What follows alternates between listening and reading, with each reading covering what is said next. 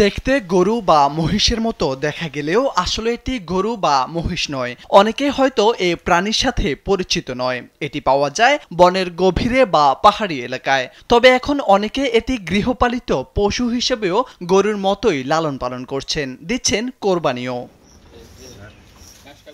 বাংলাদেশের পাহাড়ি গ্রামের বাসিন্দারা অবশ্য বহুদিন আগে থেকেই বন থেকে এই পশু ধরে এনে লালন পালন করতেন। পাহাড়িদের কাছে এই প্রাণীটির মাংসের বেশ কদর রয়েছে। এখন এই কদর ছড়িয়ে পড়েছে বাংলাদেশের সমতল এলাকাগুলিতেও। গত কয়েক বছর ধরে কোরবানির সময় বান্দরবান, খাগড়াছড়ি, রাঙ্গামাটি, চট্টগ্রামের হাটগুলোতে এই প্রাণীটি দেখা যাচ্ছে। স্যান্ডেলিনা সো, রূপচর্চায় আভিজাত্য। International union for conservation of nature IUCN 2015 সালের লাল তালিকা অনুযায়ী বাংলাদেশের বন থেকে এই প্রাণীটি বিলুপ্ত হয়ে গেছে। 1964 সালেও এই প্রাণীটি ছিল বন্যপ্রাণীর তালিকাভুক্ত একটি প্রাণী। তবে এর আগে থেকে পাহাড়ি বাসিন্দারা মাংসের জন্য এটি শিকার করতেন ও লালন পালন করতেন। এর নাম গয়াল। শিংগুলো ছোট ও খুব খাড়া। এটি বন্য গরুর একটি প্রজাতি। বাংলাদেশে এটি চিটাগং বাইসন নামেও পরিচিত, আর ভারতে একে ডাকা হয় মিথুন নামে।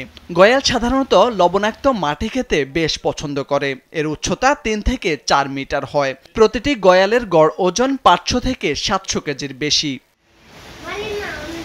তবে এমন গয়াল গরু রয়েছে কুমিল্লার 14গ্রাম উপজেলার উজিরপুর ইউনিয়নের আশরাফপুর গ্রামে। সেখানকার আদর ডেইরি ফার্মের মালিক ইলিয়াস হোসেন এবং সিরাজ ক্যাটেল ফার্মে লালন পালন করা হচ্ছে গয়াল। আমি তো গরু লালন পালন করি, গরুর পাশাপাশি আমি কিছু গয়াল রাখি। গত বছরও গয়াল রাখছিলাম। গয়ালের চাহিদাটা ভালো, এই কারণে গয়ালের মাংস মহিষের চেয়েও গরুর চেয়েও অনেক স্বাদ, অনেক টেস্ট। এই কারণে ভদ্রলোকেরা আইসে দেখে যাইতেছে, চাইতেছে। এটার পাশাপাশি আমি গরুর পাশাপাশি আমি গয়ালটা রাখি, কারণ যেহেতু গত বছর অনেকগুলো গয়াল বিক্রি করছি, এইবারও অনেকগুলো গয়াল রাখছি। কম চর্বিযুক্ত গোশতের কারণে দেশীয় গরুর চেয়ে গয়ালের ওজন দ্বিগুণ, মাংসও বেশ সুস্বাদু। বাজারে বিক্রি হওয়া গরু ও মহিষের তুলনায় গয়ালের দাম একটু বেশি।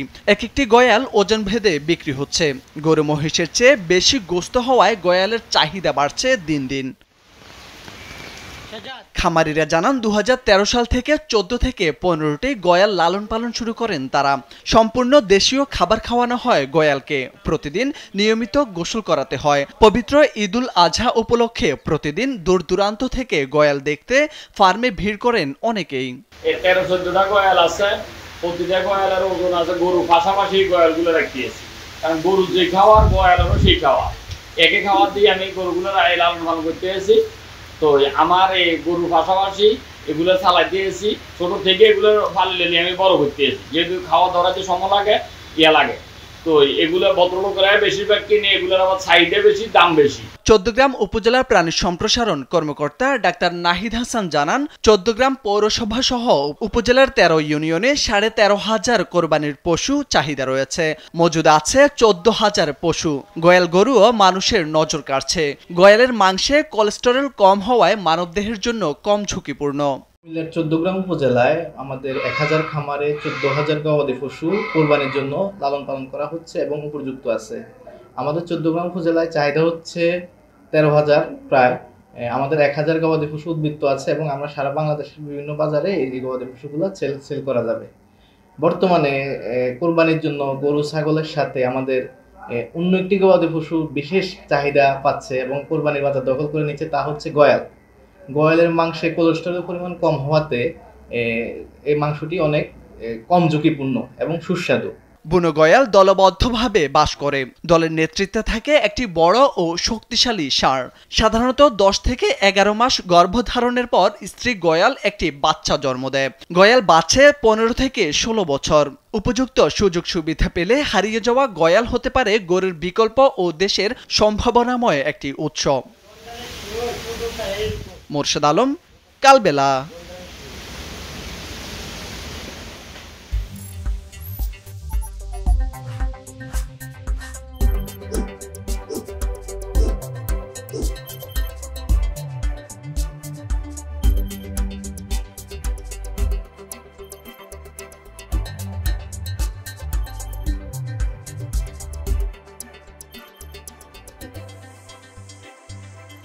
করুন।